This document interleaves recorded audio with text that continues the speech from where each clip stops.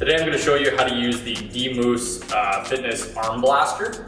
Okay, so first things to point out, you got very nice cushion supports on the side for your elbows, and then also a nice cushion support for your neck.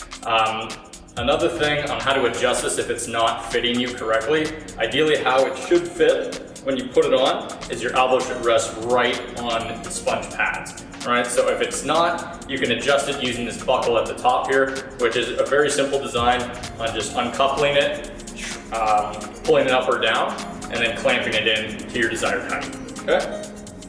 So once it's in its secured position over top of the neck, the pad's supporting on top of your neck so you don't have any tension with the actual strap on there, then you're ready to do your bicep curls. What's great about this design, the arm blaster, is it puts the arms in a further position in front of you so you can hit the bicep a little bit harder and get a deeper contraction at the top. So I'll show you using dumbbells.